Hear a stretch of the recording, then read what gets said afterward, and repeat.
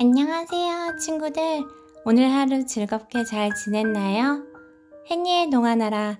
오늘은 우리 친구들이 잠들기 전에 들으면 좋은 그림 형제 동화를 들려줄 거예요.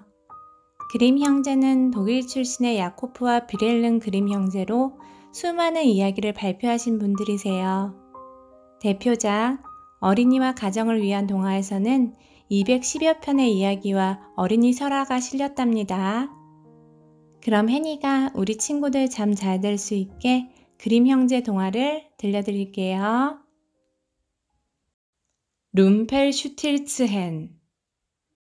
높은 언덕 위 방앗간의 풍차날개가 산들바람에 계속 돌아가고 있었어요. 오만하고 나이든 방앗간 주인이 발 아래 펼쳐진 마을을 내려다보며 생각에 잠겼죠. 이제 내 딸도 결혼할 때가 됐어. 그런데 이 총구석에는 내 딸과 어울릴 만한 총각이 눈 씻고 찾아봐도 없단 말이지. 이튿날 빵집 주인의 아들이 방앗간에 밀가루 한 포대를 사러 왔다가 아름다운 방앗간집 딸이 물레 돌리는 모습을 훔쳐보고 한눈에 반했어요. 빵집 아들은 부끄러워하며 방앗간 주인에게 그의 딸과 결혼하고 싶다고 이야기했어요. 하지만 방앗간 주인은 콧방귀를 뀌며 거절했어요. 내 딸은 빵집 아들에게는 너무 아깝지. 온 마을에서 제일 예쁜 처녀인데다 왕국에서 실도 제일 곱게 잘 잡는다고. 방앗간 주인은 너무 우쭐해진 나머지 으스댔죠. 사실 내 딸은 지푸라기로 금실을 뽑아낼 수도 있다고. 풀이 죽은 빵집 아들은 어깨에 밀가루 포대를 짊어지고는 터덜터덜 돌아갔어요. 마을에 돌아간 빵집 아들은 어머니에게 방앗간 주인이 한 이야기를 그대로 들려주었어요. 정말 대단하구나. 어머니는 구두장이의 아내에게 달려가서 그 사실을 이야기했어요. 구두장이의 아내는 여관 주인에게 소문을 흘렸고 여관 주인은 왕실 사냥꾼에게 소문을 전했죠. 방앗간집 딸에게 놀라운 재주가 있다는 소문은 머지않아 왕의 귀까지 들어갔어요. 왕은 감탄했어요. 지푸라기를 금실로 자아낼 줄 아는 소녀가 있다고? 그게 정말 사실인가? 내가 직접 만나봐야겠구나. 그리하여 방앗간집 딸은 성에 불려갔어요. 왕이 방앗간집 딸에게 말했어요. 너에게 짚을 금실로 뽑는 재주가 있다는 이야기를 들었다. 그게 정말인지 시험해봐야겠다. 만약 네가 성공하지 못한다면 내 아버지는 엄벌을 받을 것이다. 왕이 손가락을 튕겨 신호를 주자 경비병이 방앗간집 딸을 휙 끌고 가 작은 방에 가뒀어요. 방에는 집더미가 수북이 쌓여 있었고 방 한가운데에는 낮은 나무 의자와 물레가 있었죠. 경비병이 말했어요. 자, 시작해라. 아침까지 이 집더미를 금으로 바꿔놔야 한다. 경비병은 방을 나서며 문을 잠갔어요. 속임수를 쓰지 못하도록 말이에요. 방앗간집 딸은 의자에 앉아 한숨을 푹 내쉬었어요. 아버지가 벌을 받지 않기를 바랐지만 어떻게 지푸라기를 금실로 바꿀지 도무지 방법이 없었죠. 방앗간집 딸이 울먹이며 말했어요. 이제 나는 어쩌지? 그때 이상한 모습의 작은 남자가 나타났어요. 귀는 뾰족했고 꼬챙이처럼 앙상한 다리는 불룩한 배에 무게에 눌려서 똑 부러질 것만 같았어요. 작은 남자가 매서운 말투로 물었어요. 뭐 때문에 울고 있어? 방앗간집 딸이 대답했어요. 이 집더미를 모두 금실로 바꿔놓아야 하는데 방법을 모르겠어요. 작은 남자가 눈살을 찌푸리며 말했어요. 흥! 고작 그런 일로? 그건 내가 도와줄 수 있어. 그런데 너는 그 대가로 내게 뭘 줄 거지? 방앗간집 딸은 목걸이를 풀면서 대답했어요. 제 목걸이를 가져가세요. 작은 남자는 목걸이를 낚아채며 말했어요. 좋아. 작은 남자는 짚을 한 줌 집어다 작업을 시작했어요. 물레가 윙윙 소리를 내며 돌아가기 시작했어요. 방앗간집 딸은 짚이 반짝이는 금실로 바뀌는 모습을 놀라서 지켜보았어요. 방법을 알아내려고 애써도 물레가 너무 빨리 돌아가 흐릿하게만 보일 뿐이었어요. 방앗간 찜딸은 그 모습을 지켜보다 눈이 침침해졌고 어느새 고온이 잠들고 말았어요. 방앗간 찜딸이 눈을 떴을 때 작은 남자는 이미 사라지고 없었어요. 하지만 밀집이 있던 자리에는 반짝이는 금실 20타래가 쌓여 있었어요. 문을 열쇠로 딸그락 여는 소리가 나더니 왕이 방으로 들어왔어요. 왕은 금을 보고 믿을 수 없다는 듯 입을 쩍 벌리며 손뼉을 쳤죠. 허허, 정말로 해냈구나. 왕은 이보다 훨씬 많은 금이 생기면 하고 싶은 온갖 계획을 떠올리기 시작했어요. 그리하여 경비병은 방앗간 찜딸을 새로운 방으로 데려갔어요. 그 방은 이전 방보다 훨씬 컸고 훨씬 많은 집더미가 쌓여 있었어요. 경비병은 또다시 짚을 밤사이 금으로 바꿔놓으라고 명령하고 방앗간 찜딸을 가두었어요. 자물쇠가 찰칵 잠기자마자 이상한 작은 남자가 집더미 뒤에서 나타났어요. 작은 남자가 수염을 쓰다듬으면서 말했어요. 내가 도와줄 수 있어. 하지만 이번에는 양이 엄청나군. 밤을 꼬박 새야겠어. 그 대가로 너는 뭘 줄 수 있지? 방앗간 찜딸이 한숨을 내쉬며 대답했어요. 이제 가진 거라고는 손가락에 낀 이 반지뿐이에요. 작은 남자는 즉각 대답했어요. 그걸로 하지. 작은 남자는 실을 잡기 시작했어요. 물레는 밤새도록 윙윙 돌아갔죠. 방앗간 찜딸은 밤새워 금실 뽑는 법을 알아내고 싶었지만 아무리 안간힘을 써도 졸음을 이길 수가 없었어요. 이튿날 아침, 왕은 환하게 빛나는 금실 100타래를 보고는 대단히 기뻐했어요. 하지만 거기에 만족하지 않고 더 많은 금을 원했죠. 왕은 방앗간 찜딸을 3번째 방으로 데려갔어요. 그 방은 지난번 방보다 훨씬 컸고 바닥부터 천장까지 깊이 들어차 있었어요. 왕이 말했어요. 나라를 다스리려면 아주 많은 돈이 들지. 이어서 왕은 이렇게 약속했어요. 네가 이걸 모두 금으로 만들면 나는 평생 필요한 금을 모두 손에 넣게 되는 셈이다. 그때는 내가 너를 왕비로 맡겠다. 방앗간 찜딸이 다시 혼자 남자마자 장난기 넘치는 작은 남자가 또다시 나타났어요. 작은 남자는 어마어마한 양의 집더미를 바라보고 휘파람을 불더니 말했죠. 이번에는 집더미가 어마어마한데? 내가 도와주지. 하지만 이건 큰일이니 공짜로는 안 돼. 방앗간 찜딸은 흐느끼며 애원했어요. 이제 드릴게. 아무것도 없는걸요. 작은 남자가 방앗간 찜딸을 슬슬 구슬렸어요. 그렇다면 가만 보니 왕이 너한테 반한 것 같던데 만약 네가 왕비가 된다면 첫 아들은 나에게 줘야만 해. 방앗간 찜딸은 혼란스러웠어요.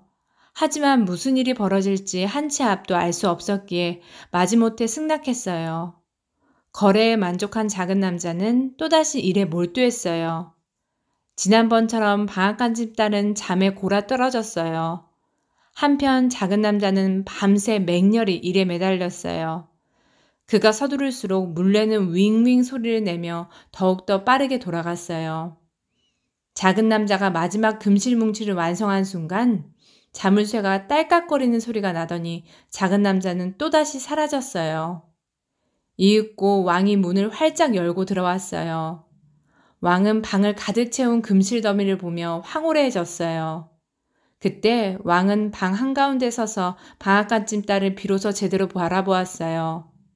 방앗간 찜딸의 머리카락은 금실처럼 탐스럽게 빛나고 있었어요.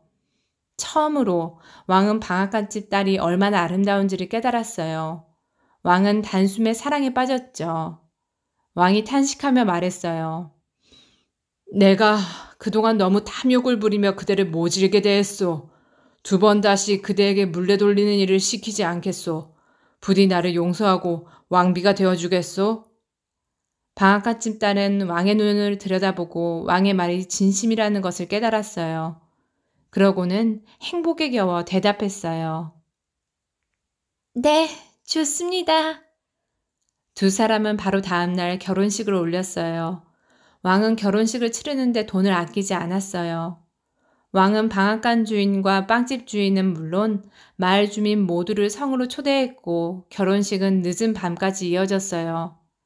그것은 아주 호화로운 결혼식이었죠. 방앗간 주인은 자기 딸이 이 세상에서 가장 아름다운 신부라고 으스댔고 모두들 이번만은 맞장구를 쳐주었답니다. 왕과 왕비는 행복한 신혼을 보냈어요. 왕은 친절하고 너그러운 남편이 되었고 왕비는 왕에게 헌신했죠. 시간이 흘러 왕비는 사랑스러운 사내아이를 낳았어요.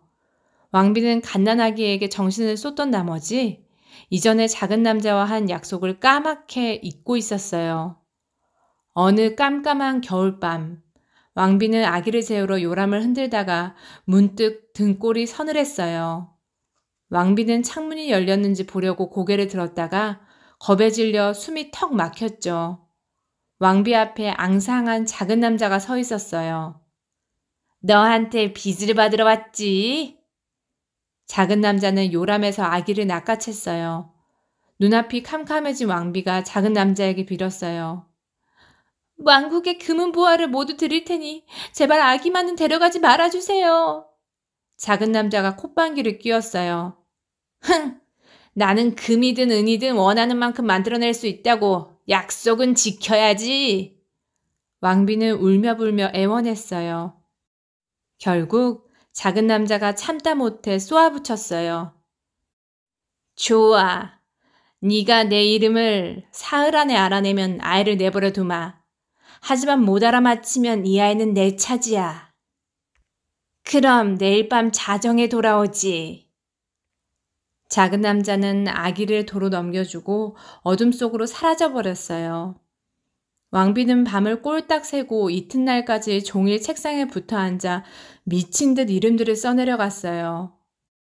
왕비는 한 번이라도 들어본 이름이면 모두 적었고 실제로 그런 이름이 있을까 의심스러운 이름도 몇몇 적었죠.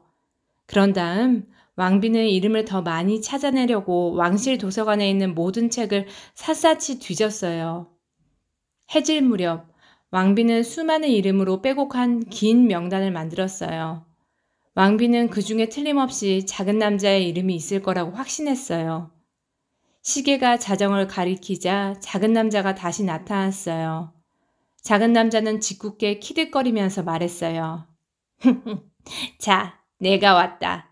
내 이름을 알아냈나? 왕비는 명단을 펼쳐보며 묻기 시작했어요. 혹시 카스파르인가요? 아니면 발타자르? 멜키오르? 하지만 작은 남자는 번번이 고개를 저으며 말했죠. 모두 내 이름이 아니야. 왕비는 명단의 모든 이름을 차례차례 읽어내려갔어요. 하지만 작은 남자는 점점 더 신이 나서 고개를 계속 저었고 이 말만 되풀이했죠. 내 이름은 그게 아니야. 아니라고. 왕비는 결국 명단의 마지막 이름을 말한 다음 한숨을 푹 내쉬었어요. 작은 남자는 또다시 내 이름은 그게 아니거든 하고 대답하고는 의기양양하게 웃었어요. 하! 넌 절대 못 알아맞힐걸? 작은 남자는 마지막으로 그렇게 외치고는 어둠 속으로 사라졌죠.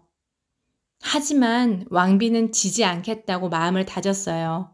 아들을 잃는다고 상상만 해도 견딜 수 없었으니까요. 그래서 이튿날 말을 타고 왕국의 모든 마을을 돌며 모든 사람에게 이름을 묻고 다녔고 새로 알게 된 이름은 몽땅 기록했어요. 그날 밤 왕비는 자신이 들어본 가장 이상한 이름들로 빼곡한 목록을 갖고 성으로 돌아왔어요. 왕비는 희망에 부풀어서 생각했어요. 분명히 이 중 하나일 거야. 자정에 작은 남자가 다시 나타났어요.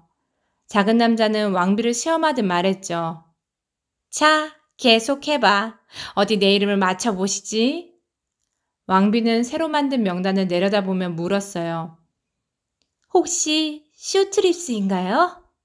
작은 남자는 씩 웃으며 고개를 절레절레 흔든 다음 낄낄거리며 대꾸했지요.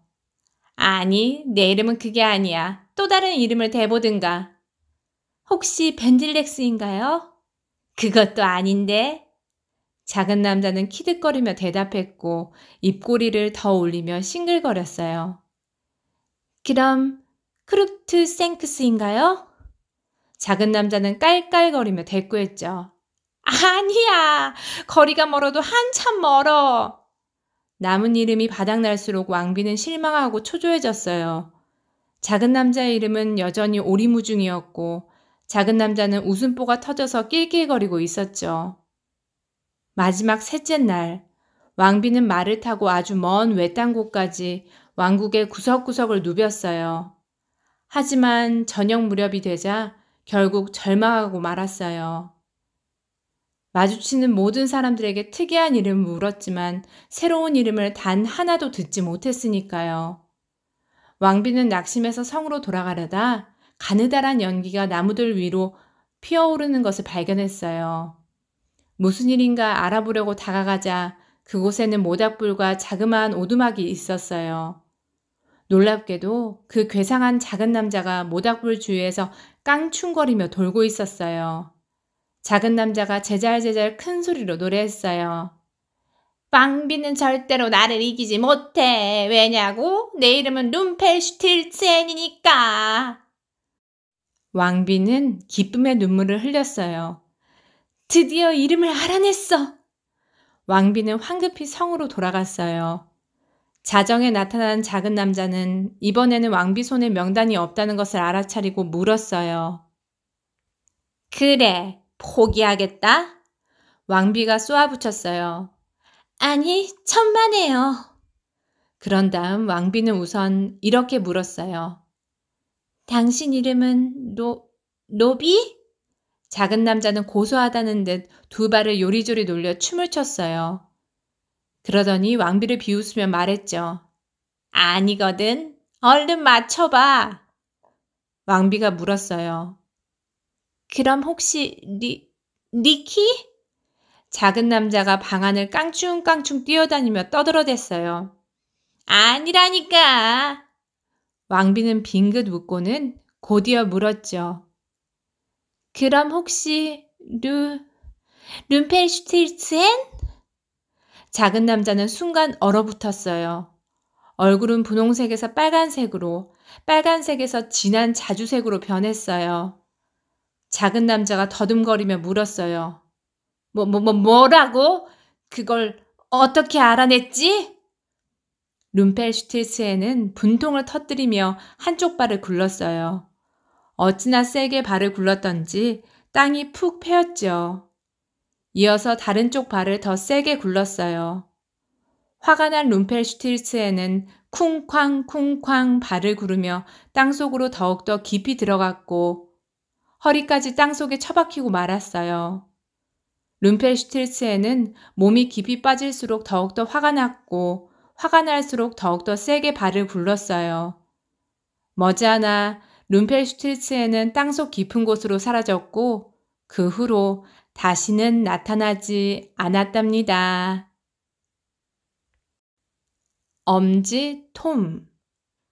옛날에 한 평범한 나무꾼과 아내가 살았어요. 그런데 나무꾼 부부에게는 평범하지 않은 아들이 하나 있었어요. 아들은 몸집이 겨우 엄지손가락만 했어요. 그래서 부부는 아들을 엄지톰이라고 불렀죠. 엄지톰은 아무리 밥을 많이 먹어도 몸이 더 이상 자라지 않았어요. 나무꾼 부부는 아들이 너무 작아 다른 아이들이 하는 일들을 하지 못할까봐 불안했죠. 하지만 엄지톰은 몸집이 작은 것에 불편을 느끼지 않았고 오히려 모험을 즐겼어요. 엄지톰은 카누 대신 호두 껍질에 타고 찻숟가락으로 노를 저어 다니곤 했어요. 성냥갑으로 손수 경주용 차를 만들기도 했죠. 차 바퀴 대신 단추 4개를 달고서 말이에요. 심지어 들쥐에 작은 안장을 달아 타고 다녔어요. 그러던 어느 아침 나무꾼이 일하러 나갈 채비를 했어요. 나무꾼은 아내에게 한 가지 부탁을 했어요. 여보, 마차를 쓰고 나서 일터로 가져와 주겠소? 그러자 엄지톰이 아버지에게 말했어요. 어머니는 너무 바빠요. 제가 가져다 드릴까요? 나무꾼은 아들을 바라보며 웃으며 말했어요. 고맙구나. 하지만 너는 말을 몰기에는 너무 작잖니. 엄지 톰이 말했어요. 문제 없어요.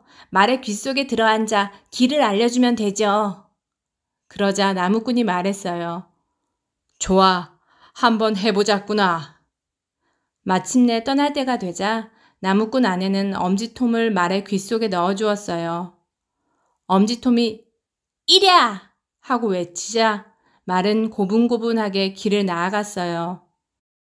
얼마 가지 않아 엄지톰은 서커스 단원인 두 남자 곁을 지나가게 되었어요. 두 남자는 단장과 어릿광대였어요. 단장과 어릿광대는 마부도 없이 말이 혼자 마차를 끄는 모습을 보고 깜짝 놀랐어요. 잠시 후 두 남자는 더 놀라고 말았어요. 아무도 없는 곳에서 말이 스스로 이랴! 하고 외치는 것만 같았거든요. 어릿광대가 감탄했어요. 이런 건 난생 처음 봐요. 말하는 말인가? 서커스 단장이 말했어요. 뭔가 묘한 속임수가 있을 거야. 어서 쫓아가서 알아보자고. 엄지톰은 쉼없이 달려 나무를 베는 아버지께 도착했어요. 엄지톰이 크게 소리쳤어요. 아버지, 제가 왔어요. 약속한 대로 마차를 가져왔어요. 나무꾼은 말의 귓가에 손을 뻗으며 말했어요. 잘했다, 엄지톰. 덤블드에 숨어있던 서커스 단원들은 아주 작은 소년이 나무꾼의 손바닥에 폴짝 뛰어내리는 것을 보고 두 눈을 의심했어요.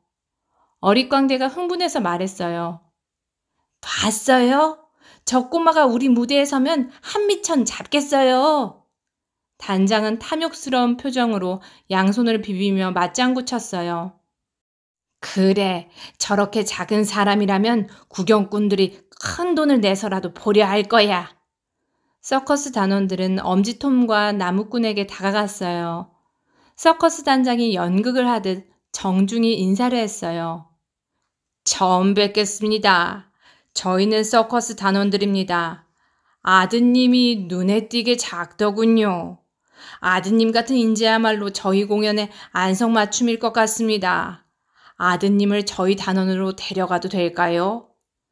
나무꾼이 말했어요. 하지만 저는 어릿광대가 끼어들었어요. 한번 생각해 보시죠. 저희와 함께 공연하면 아드님은 유명인이 돼서 세계를 두루 여행하고 인기를 얻을 겁니다. 단장은 호주머니를 뒤적거리더니 금화 한 자루를 꺼냈어요. 그러고는 돈자루를 짤랑짤랑 흔들며 말했어요. 물론입니다. 섭섭지 않게 보답해드리죠. 나무꾼이 큰 소리로 말했어요. 무슨 소리요? 내 아들을 팔아넘기라는 소리요? 애엄마와 나는 억만금을 줘도 아들과 헤어질 마음이 없소. 하지만 엄지톰은 서커스 단원들의 제안이 좋은 기회라고 생각했어요. 엄지톰은 아버지의 옷소매를 타고 올라가 귓가에 앉아서 소곤소곤 속삭였어요. 아버지, 저 돈이 필요하잖아요. 저 사람들을 따라갔다가 금방 집으로 돌아올게요. 나무꾼은 아들이 걱정되기는 했지만 아들이 제 앞가림을 잘한다는 걸 알고 있었어요. 그래서 나무꾼은 금화자루를 받고 아들을 보내기로 했어요. 엄지톰은 아버지와 작별 인사를 했죠. 서커스 단장은 만족스러운 듯 능글맞게 미소 짓고 자기 모자챙에 엄지톰을 올렸어요. 서커스 단원들과 엄지톰은 길을 나섰어요. 서커스 단원들과 엄지톰은 오후 내내 걸었어요. 엄지톰은 단장의 모자챙을 돌며 촐랑촐랑 춤을 추고 휘파람을 불면서 경치를 감상했어요. 해가 저물 즈음 일행은 내거리에 다다랐어요. 엄지톰이 소리쳐 말했어요. 잠깐만 내려주시겠어요? 다리를 좀 펴고 쉬어야겠어요. 서커스 단장이 엄지톰을 길가에 내려주며 말했어요. 좋아. 태워주셔서 고맙습니다. 엄지톰은 즐겁게 대답하고는 쥐구멍으로 내달렸어요. 어릿광대가 엄지톰을 향해 다급히 호통을 쳤어요. 이봐! 대체 무슨 짓을 하는 거야? 서커스 단장은 불같이 화를 냈어요. 거기서 당장 나오지 못해, 이 꼬마 자식! 서커스 단원들은 허둥지둥 나뭇가지로 쥐구멍을 들쑤시며 엄지톰을 끌어내려고 했어요. 하지만 그럴수록 엄지톰이 점점 더 깊숙이 구멍 속으로 기어들어가서 서커스 단원들의 소나기에서 달아났어요. 밤이 되자 서커스 단원들은 엄지톰을 잡는 것을 포기해야만 했어요. 서커스 단장이 한숨을 푹 내쉬며 말했어요. 녀석을 놓쳤어. 그마만 몽땅 날리고 말이야. 어릿광대가 투덜댔어요. 믿기지 않아요. 우리가 그 녀석 꾀에 넘어가다니요. 단장님이 좀 더 똑똑할 줄 알았는데. 그러자 서커스 단장이 쏘아붙였어요. 자네도 별 도움은 안 됐던 것 같은데 그래. 엄지톰은 두 사람이 빈손으로 돌아가며 티격태격하는 소리를 엿듣고 있었어요. 그런데 갑자기 구멍 속에서 성난 생쥐 가족이 쫓아왔어요. 결국 엄지톰은 구멍에서 내쫓겨 묵을 장소를 잃고 어찌해야 할지 막막했어요. 밖이 너무 깜깜해서 집으로 돌아가는 길을 찾을 수가 없었어요. 그래서 엄지톰은 주위에서 하룻밤을 보낼 곳을 찾았어요. 마침 엄지톰은 빈 달팽이 껍질을 발견하고 생각했어요. 저기서 자면 딱이겠어. 엄지톰은 달팽이 껍질 속에서 이끼로 베개를 만들어 베고 나뭇잎 한 장을 이불로 덮고는 몸을 웅크렸어요. 엄지톰이 눈을 감고 단잠에 들려던 찰나 머리 위에서 두런두런 말소리가 들렸어요. 엄지톰은 일어나 밖에 누가 있나 빼꼼 내다보았어요. 그런데 웬 여드름투성이 소년이 불룩한 자루를 움켜쥔 채 나이 든 남자와 이야기하는 게 보였어요. 소년이 나이 든 남자에게 물었어요. 아버지, 다음은 누구네 집을 털까요? 소년의 아버지로 보이는 사람이 대답했어요. 길 밑에 돈 많고 늙은 신부집을 털자. 엄지톰은 화들짝 놀랐어요. 강도잖아. 신부님 댁을 털게 내버려둘 수는 없어.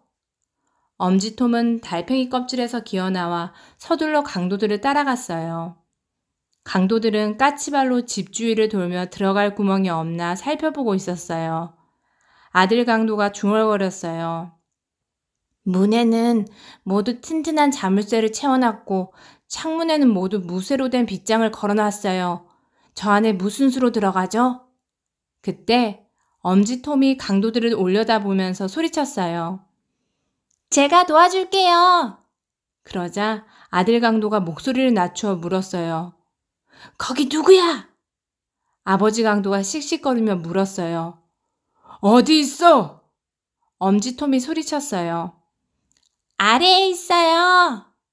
강도들은 발밑에 엄지톰을 발견하고 흠칫 놀라 소리쳤어요. 엄청 작은 아이네. 엄지톰이 말했어요. 저는 엄지톰이라고 해요. 제가 신부집에 몰래 들어가 물건을 빼올 수 있어요. 몸이 작은 저한테야 식은 죽 먹기랍니다. 그래? 그렇다면 내 녀석은 분명 쓸모가 있겠구나. 어디 한번 들어가 봐. 아버지 강도는 고개를 끄덕이고는 엄지톰을 부엌 창틀에 올려주었어요. 엄지톰은 무쇠 빗장을 넘어 슬그머니 창문 틈으로 들어가서는 식탁으로 폴짝 뛰어내렸어요. 이어서 의자 다리를 타고 마룻바닥으로 내려왔어요. 그런 다음 엄지톰은 작은 몸으로 목청이 터져라 소리쳤어요. 집 안에 들어왔어요. 자, 이제 뭘 가지고 나갈까요? 창밖에서 아버지 강도가 목소리를 낮추며 말했어요. 쉿! 조용히 얘기해. 이러다 다들 깨겠어. 하지만 엄지톰은 반대로 더 크게 소리쳤어요. 우와! 여기에 아주 멋진 은숟가락이 있는데요. 창밖으로 이걸 넘겨줄까요? 신부집에서 일하는 요리사가 시끄러운 소리를 듣고 잠에서 깼어요. 요리사는 누군가 집에 들어온 걸 눈치채고 침대에서 벌떡 일어나 주방으로 달려갔어요. 침입자를 때려잡으려고 밀방망이를 손에 꼭 쥔 채 말이에요. 그러자 아버지 강도가 소리쳤어요. 도망쳐! 강도들은 어둠 속으로 꽁무니가 빠지게 달아났어요. 엄지톰은 그 틈에 헐레벌떡 의자를 타고 식탁 위까지 기어 올라갔어요. 창문은 엄지톰이 뛰어오르기에는 너무 높았어요. 요리사는 주방을 두리번거리며 용감하게 소리쳤어요. 거기 누구야? 요리사는 엄지손가락만한 소년이 들어왔을 거라고는 꿈에도 생각지 못했어요. 잽싸게 찻잔 밑에 숨은 엄지톰을 찾아내지 못했죠. 꿈을 꿨나 보네. 요리사는 이렇게 말하고는 다시 잠자리에 들었어요. 숱한 모험을 겪은 엄지톰은 너무도 고단했어요. 그래서 찻잔 밑에 웅크려 눕자마자 곤히 잠들었어요. 눈을 뜨자 아침이었어요. 요리사는 이미 일어나서 부엌에서 부산을 떨고 있었어요. 엄지톰은 찻잔 밖으로 기어나와 달아나려고 두리번거렸어요.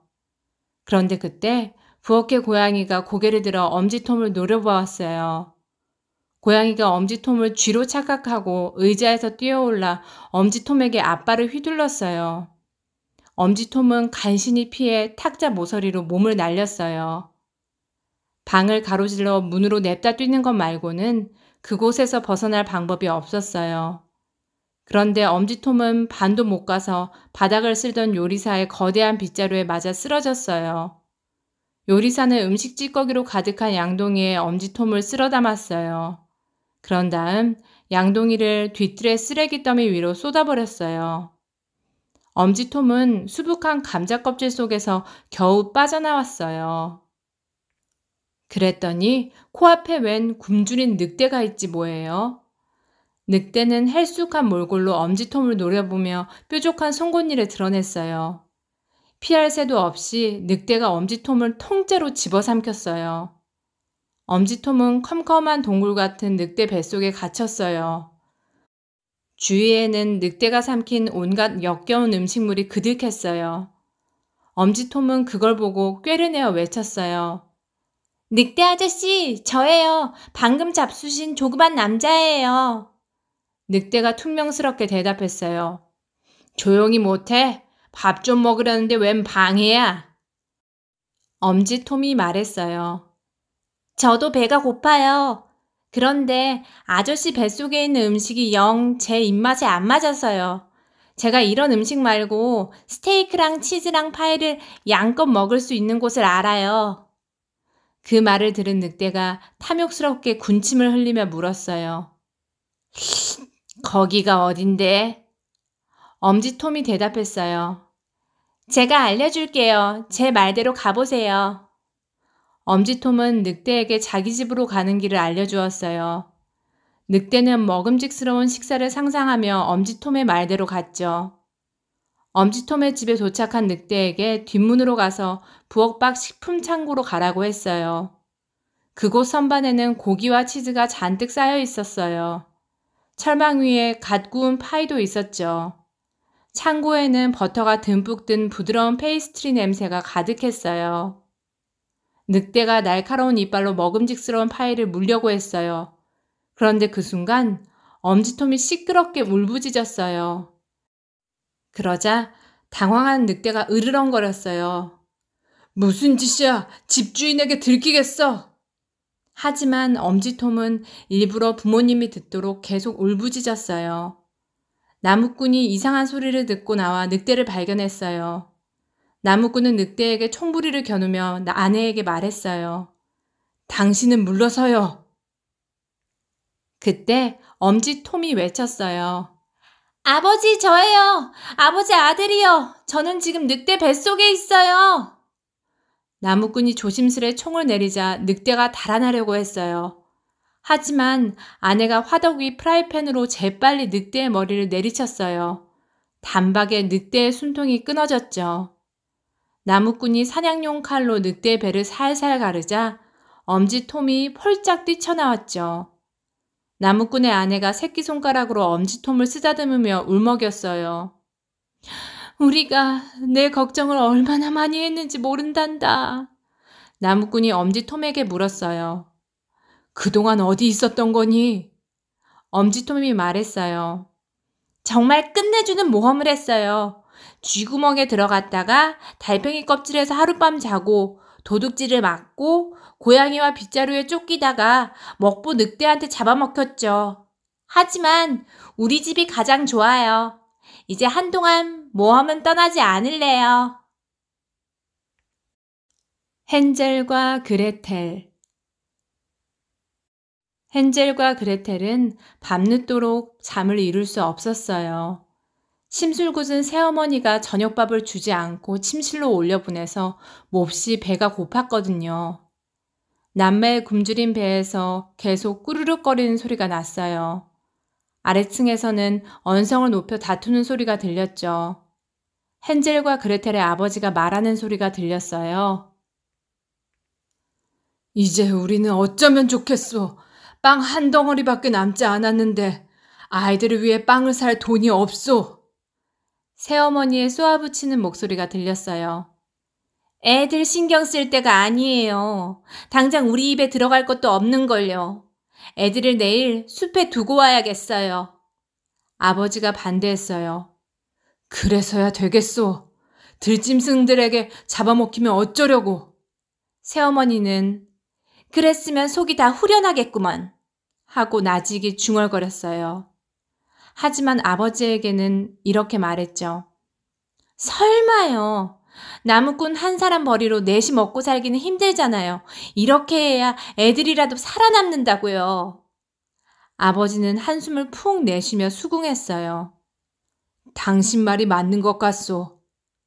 그 말을 들은 여동생 그레텔이 흐느껴 울기 시작했어요. 오빠 헨젤이 그레텔의 어깨에 팔을 누르며 말했어요. 울지 마. 나한테 방법이 있어.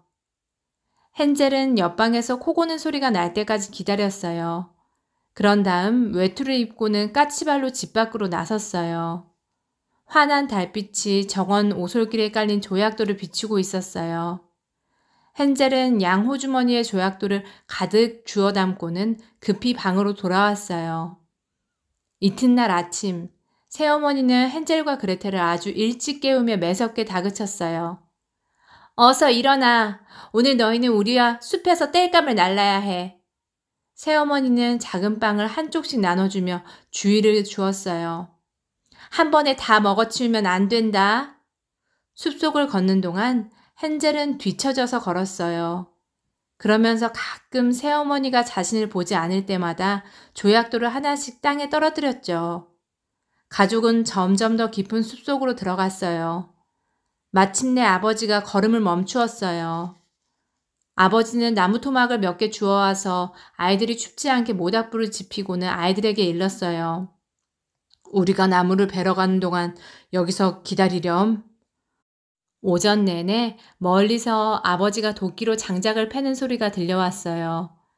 헨젤과 그레텔은 그 소리에 마음을 놓았죠.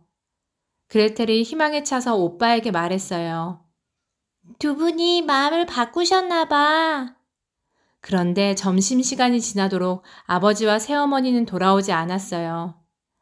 헨젤과 그레텔은 몹시 배가 고팠지만 오래 먹기 위해 빵을 조금씩 뜯어 씹었어요. 오후가 더디게 지나가고 어둠이 내리기 시작했어요. 헨젤과 그레텔은 모닥불에 나무 토막 몇 개를 더 집어넣고 모닥불 옆에 누웠어요. 머지않아 남매는 둘 다 잠에 빠져들었어요. 헨젤과 그레텔이 잠에서 깨자 모닥불은 이미 꺼져 있었어요. 쿵쿵거리는 도끼질 소리가 여전히 들려왔지만 어둠 속에서 그 소리는 음산했죠. 헨젤은 두려움에 몸을 떨며 동생에게 말했어요. 우리 아버지랑 새어머니를 찾아보자. 남매는 소리가 나는 곳으로 걸음을 옮겼어요. 하지만 거기에는 나뭇가지에 매달아 놓은 도끼가 바람에 앞뒤로 흔들리고 있을 뿐이었어요. 그레텔이 기어들어가는 목소리로 말했어요. 우리를 버리고 가셨나 봐. 헨젤은 그레텔의 손을 잡고 말했어요. 따라와. 내가 돌아가는 길을 찾을 수 있게 흔적을 남겨뒀어. 예상대로 헨젤이 떨어뜨렸던 하얀 조약돌들이 달빛을 받아 반짝거리며 집으로 돌아가는 길을 알려주고 있었어요. 남매는 조약돌을 따라 걸어갔어요. 동이 트고 나서야 헨젤과 그레텔은 오두막집에 도착했어요. 문을 두드리자 아버지가 나왔어요. 아버지는 무사히 돌아온 아이들을 보고 기뻐했어요. 하지만 새어머니는 달랐어요. 그날 밤 헨젤과 그레텔은 새어머니가 또다시 아버지에게 보채는 소리를 들었어요. 새어머니가 말했어요. 저 애들부터 내쫓지 않으면 우리 둘 다 굶어 죽어요. 달리 무슨 수가 있어요? 아버지는 아무 대답도 하지 못한 채 마지못해 수긍했어요. 헨젤은 부모님이 잠들기를 기다렸다가 지난번처럼 조약돌을 모으러 내려갔어요. 하지만 현관문이 잠겨 나갈 수 없었어요. 새어머니가 먼저 손을 써둔 거였죠. 헨젤은 위층으로 돌아와 그레텔에게 말했어요. 걱정 마. 내가 방법을 찾아볼게. 이튿날 아버지는 남매에게 빵을 한쪽씩 나눠주었어요. 그리고 남매를 또다시 숲으로 데려갔어요. 헨젤은 자기 몫의 빵을 여러 조각으로 잘게 쪼갰어요. 그런 다음 걸어가면서 몰래 빵 부스러기를 땅에 드문드문 떨어뜨렸어요. 이번에는 새어머니가 남매를 훨씬 더 깊은 숲속으로 데리고 가며 생각했어요. 녀석들을 절대로 되돌아오지 못하게 할 테다. 아버지가 멈추더니 자리를 잡고 불을 피웠어요. 아버지는 뺨에 눈물을 흘리며 중얼거렸어요. 연기가 맵구나. 아버지와 새어머니가 떠난 뒤 헨젤과 그레텔은 그레텔의 빵을 나눠 먹었어요. 그런 다음 모닥불 주위에 서로 붙어 앉아 몸을 웅크렸어요. 너무 고단한 나머지 금세 꾸벅꾸벅 잠이 들었어요. 잠에서 깨자 새빨간 깐부기 불만 남고 날이 저물고 있었어요. 집에 돌아가기 위해 헨젤은 빵 부스러기의 흔적을 찾아 두리번거렸지만 좀처럼 찾을 수 없었어요. 헨젤이 중얼거렸어요. 여기 어디쯤이었던 것 같은데. 그런데 그때 새하얀 새 한 마리가 땅에서 무언가를 쪼아먹고 있었어요. 그건 바로 헨젤이 흘려놓은 빵 부스러기였죠. 헨젤이 다급하게 외쳤어요. 안 돼! 그러자 새가 깜짝 놀라 푸드덕거리며 날아가 버렸어요. 부리에 빵 부스러기를 물고 말이죠. 헨젤은 이리저리 뛰어다니며 부스러기를 찾았지만 헛수고였어요. 굶주린 새가 이미 모두 먹은 거예요. 그레텔이 숲속으로 난 진흙길을 가리키며 말했어요. 이쪽 길 같은데. 그 길을 따라가다 보니 점점 나무가 울창한 곳이 나타나 앞을 헤치고 가기 어려워졌어요. 헨젤이 자신 없는 목소리로 말했어요. 이 길이 맞는지 모르겠어. 도로 왔던 길을 거슬려 가려 했지만 길을 알 수 없었어요. 모든 길이 다 똑같아 보였거든요. 헨젤과 그레텔은 걸음이 비틀비틀해질 때까지 걷고 또 걸었어요. 하지만 같은 자리를 뱅글뱅글 돌다가 완전히 길을 잃고 말았어요. 이제는 너무 지쳐서 제대로 서 있기도 힘들었어요. 그러다 밤이 새고 아침이 밝아왔죠. 희망을 놓으려던 차에 듬성듬성한 나무들 사이로 호젓한 빈터가 나타났어요. 거기에 난생 처음 보는 희한한 작은 집이 있었어요. 헨젤과 그레텔은 신기해서 말똥말똥 바라보았어요. 작은 사탕이 박힌 생강 쿠키로 벽을 세우고 지붕에는 설탕물이 흐르는 초콜릿 기와를 얹은 집이었어요. 정원에는 꽃 대신 먹음직스러운 컵케이크와 커다란 막대 사탕, 꼬부라진 지팡이 모양 사탕이 가득했어요. 굶주린 헨젤과 그레텔에게 이보다 더 반가운 풍경은 없었죠. 그레텔이 집으로 난 길을 뛰어가서 막대 사탕 하나를 핥아보더니 소리쳤어요. 이거 진짜 사탕이야! 헨젤이 신이 나 말했어요. 조금만 먹자. 헨젤과 그레텔은 울타리를 갉아먹고 창턱을 아작아작 씹어먹었어요. 그러다 문고리를 먹으려는 순간 문이 벌컥 열렸어요. 쭈글쭈글한 노파가 문틈으로 남매를 내다보았어요. 노파는 음산한 목소리로 따졌어요. 너희는 누구냐? 내 집을 먹어치우고 있었던 거냐? 헨젤과 그레텔은 겁에 질려 고개를 끄덕였어요. 두 볼은 생강 쿠키가 들어 불룩했고 입가는 초콜릿 투성이어서 발뺌할 수 없었거든요. 노파는 이가 빠져 오므라진 입으로 웃더니 말했어요. 쯧쯧 불쌍한 것들. 배가 몹시 고픈 모양이구나.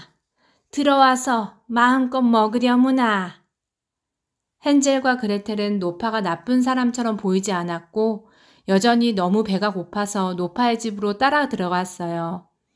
그러자 노파는 키들키들 웃으며 말했어요. 어리석은 녀석들, 내 덫에 제 발로 걸어 들어왔구나. 노파는 헨젤의 한쪽 귀를 붙잡아 뒷마당으로 질질 끌고 가서 닭장 안에 내팽개치고 큰 소리로 말했어요. 내 놈이 통통하게 살이 오르면 맛난 요리를 해먹어야겠다. 노파는 사실 아주 고약하고 무시무시한 마녀였어요. 마녀는 그레텔을 데려다 노예처럼 부려먹기 시작했어요. 헨젤에게 먹일 음식도 만들게 했죠. 그레텔은 아침부터 밤까지 채소를 다듬고 썰어 스튜를 끓이고 고기와 빵을 구웠어요. 그동안 마녀는 흔들의자에 편히 앉아 보물상자에 든 보석을 헤아렸죠. 일주일 뒤 마녀는 헨젤을 가둬둔 닭장으로 갔어요. 마녀가 헨젤에게 말했어요. 어디 손가락 좀 만져보자. 얼마나 오동통해졌나. 하지만 헨젤은 노파에게 순순히 당하지 않는 영특한 아이였어요. 헨젤은 창살 사이로 손가락 대신 닭뼈를 내밀었어요. 마녀는 닭뼈를 빤히 쳐다보고는 헨젤을 다그쳤어요. 이런 비썩 마른 놈을 봤나? 마녀는 눈이 너무 어두워서 손가락과 뼈도 분간하지 못했어요. 그때부터 마녀는 그레텔을 더 혹독하게 부려먹었어요.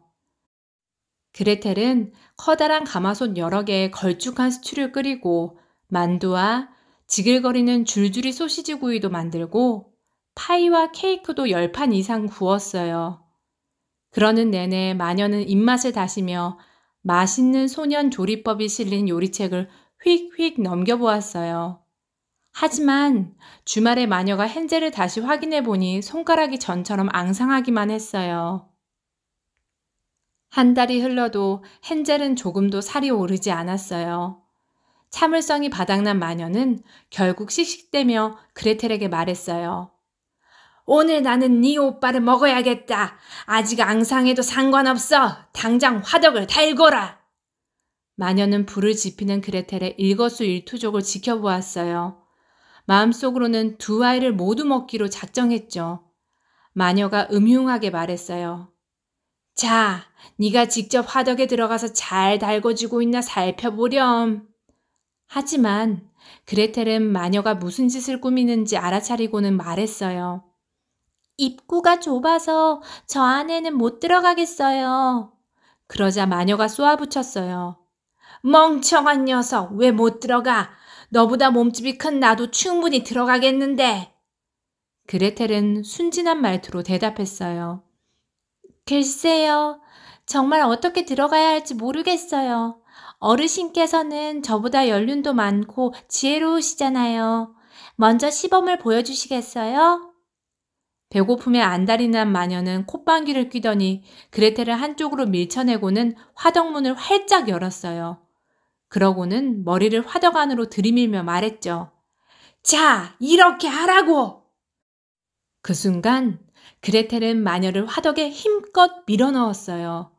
그런 다음 화덕문을 꽝 닫고는 단단히 잠가버렸어요. 마녀는 문을 쾅쾅 두드리며 악을 썼어요. 당장 열지 못해! 당장 열어! 하지만 그레텔은 들은 척도 하지 않았어요. 그레텔은 마녀의 보물상자에서 보석을 꺼내 호주머니에 가득히 챙겼어요. 그런 다음 닭장 열쇠를 가지고 오빠를 구하러 뛰쳐나갔어요. 그레텔이 닭장 문을 열자 헨젤이 물었어요. 어떻게 된 거야? 그레텔이 숨을 헐떡이며 대답했어요. 내가 못된 마녀를 구워버렸어. 어서 여기서 도망치자. 그런데 집에 가는 길을 어떻게 찾지? 바로 그때 머리 위 나무에서 바스락거리는 소리가 났어요. 헨젤과 그레텔이 고개를 드니 헨젤이 흘린 빵 부스러기를 먹었던 새가 보였어요. 새가 옆에 있는 나무로 날아가서 가만히 앉더니 머리를 한쪽으로 갸웃거렸어요. 그레텔이 말했어요. 우리한테 따라오라는 것 같아. 헨젤과 그레텔은 새를 따라 숲에서 빠져나올 수 있었어요. 마침내 흔들다리가 놓인 개울에 도착했어요. 헨젤이 말했어요. 익숙한 다리야. 우리 집에 거의 다 온 것 같아.